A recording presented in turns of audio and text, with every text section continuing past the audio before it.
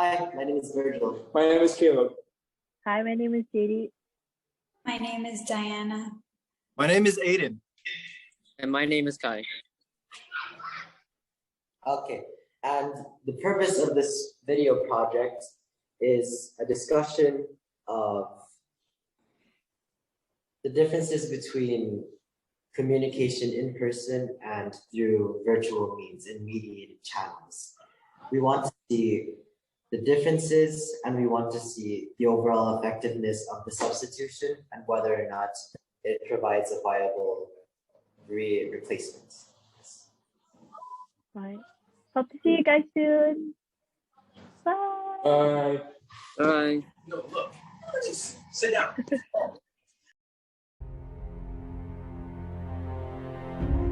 Humans are social creatures. We are made to interact with one another and to have relationships with each other. However, in the past few years, our ability to do so has been stunted. In March of 2020, the World Health Organization declared the novel coronavirus, COVID-19, a global pandemic. We can no longer meet in person, but our technology has provided us ways to communicate and interact with each other virtually. During the pandemic, there has been a major shift from face-to-face interactions to virtual interactions. However, this begs the question, how do these means of virtual communication compare to in-person communication? Has it been a good substitute? And most importantly, can it be a viable replacement? So to answer this question, we have gathered people to ask them questions. My name is Mark Kudani, and I'm a high school teacher for math and science at Faithful Ambassadors, Bible Baptist Academy. Hello, my name is Kaylee Hilliard and I'm in the 9th grade. Hi, my name is Akari Kadoya and I'm in 10th grade. Hello, my name is Mrs. Hannah Hodgson and I am a high school teacher here at Faithful Ambassadors Bible Baptist Academy. The first question is, how has the pandemic affected how often you interact with people virtually? If it deals with school, I don't get to interact as much because sometimes students just want to get the lecture and not really ask many questions. If it's with YouTube or Facebook, it's the same, hasn't changed. In the beginning of the pandemic, I made a switch from a regular private school to a charter one. So a majority of my online, like my school was online. I did a Becca online, the homeschool, and I would go in once a week, 2 days each month. So I wouldn't really have that time to really talk to people, and I wasn't in any sports. And the extracurriculars didn't really of any significance of me going there more than twice a month. So I definitely lost my, because I was really enthusiastic, and I was a lot more talkative than I am now. So I guess I kind of just lost the touch of being able to talk to people, you know. It was a lot harder to approach people, and I was a little bit more skeptical when talking to people, do they want to talk to me or something like that. So I think it really did affect on how, not really I saw people, but how I thought that people saw me. I hardly interact with people virtually unless it's really required to, for school. I think it definitely increased the number of times I interacted with people virtually, especially during the peak of the pandemic. That was really the only means of interaction. So I remember doing Zoom watches with my friends for even church services or different things we wanted to watch together. So I would say it definitely increased. Are there more people in your life that you use virtual interactions with more often than in person? Yes. My friends that I meet online through workout, I actually talk to them daily compared to people in person. I do, but a majority of the people I did talk to before I've stopped talking to. For some reason, I guess pandemic, you realize like the people who don't really want to talk to you and people who do. So there are some people who do use,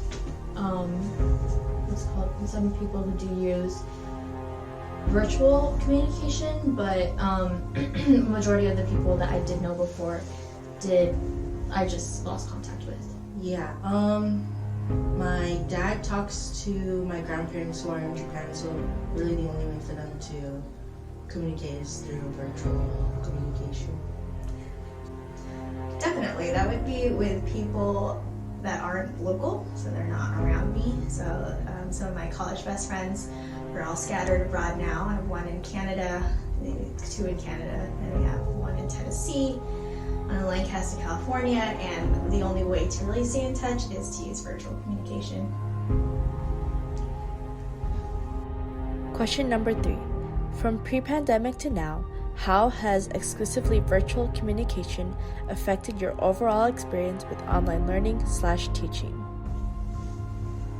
Pre-pandemic, we didn't really do online teaching, right? It was in person. And then when the pandemic hit and we had to do online, I felt like the students were not as engaged as they are in person. But now we're back to regular, so it's better in person. Well, before I used to be a straight A student, and I guess throughout just online learning, in the beginning I was strong-willed and I was like, okay, I'm going to do my homework, I'm going to do everything and make sure I can get everything done. And then when I realized that I no longer had a teacher, like a physical teacher that gave me deadlines towards these things that would affect me, and it was just my mom who didn't really do my homeschool, so I technically did 8th grade year by myself.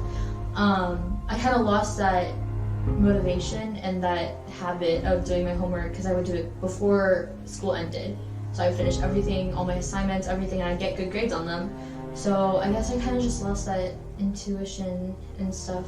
So, I mean, I'm doing better now because at the beginning of the year it was definitely rocky. And I was like, oh, what do I do? Because I was turning them in on time, but I was, how do you say it? I was like definitely halving it. It wasn't as per my best ability. Online learning. That was pretty rough. It was definitely hard because personally I really succeed in my academics, I guess, when it's face-to-face, especially because more, I guess, like awkward or like embarrassing to ask a question virtually than if I was in person. So that aspect really made it difficult for my learning. I would say mediocre. Like it really was not up to par for me as a teacher. Some kids thrived in online learning, but that margin is very small. Most kids struggled to do online learning. They struggled to stay motivated with their grades, even just participation in class, the low interaction. So if you were to ask me, it was really not at the level I wanted it to be, and I really don't think online learning was as effective as in-person learning. Last question.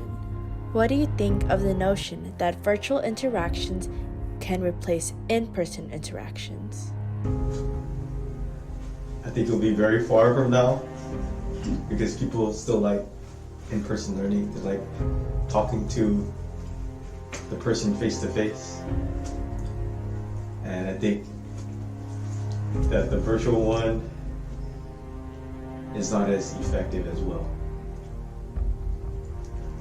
Well, I see that there are in some cases where a lot of the people I knew moved, but I personally take like physical interaction more than, online because, I don't know, I guess it's just the presence of being around someone and just like being able to, not even like physical contact, but just like knowing that you both are there and you both are listening.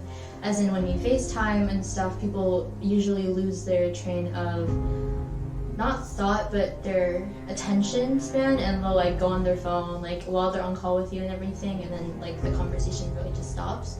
So I think that physical, like hanging out with like physically is just a lot better. I think that there's a really key importance in-person interactions. There's like a really big difference between talking to someone face to face than just like on a text message. I think you miss out a lot more through virtual communication than you would in person. I really don't think it can replace personal interactions. I know I've read several articles about the psychology behind the importance of face-to-face interactions. There's something different about seeing body language and facial expressions and feeling the physical presence of a person, in contrast to just seeing them on a screen. And so I really don't think, I highly doubt that it will ever fully replace personal interaction.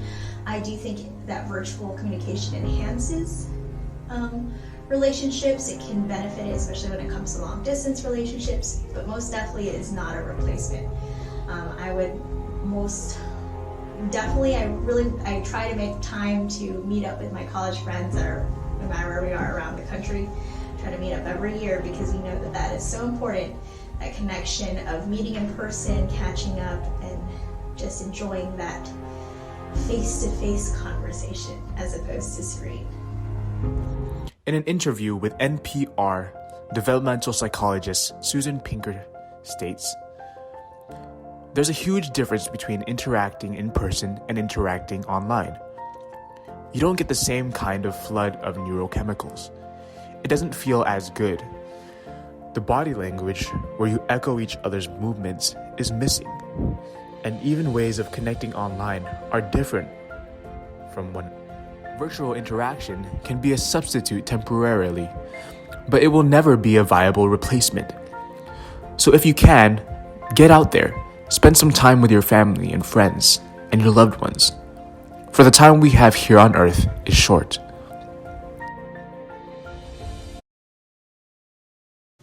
You good? Anything you want to say to the camera? Beans! Oh no, let's swing. 3, 2, 1. Alrighty. Anything you want to say? Oh, I don't know about what, virtual? Just anything to say. Oh, I'm glad that we're back in person and I get to see my students face to face. I'm really tired of teaching to a black screen. Period! Okay. Jhadee is with her camera, you know what I'm saying? Yeah, she's like terrible. she's like a terrible. No, she's good. What else you want to say to the camera? You want to shout out to your channel?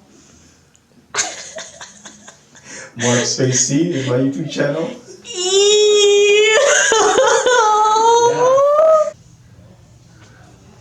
Did I do it now? Yeah. Like, interact with each other and, like, laugh. Pretend like you're talking. Or just, like, point at each other.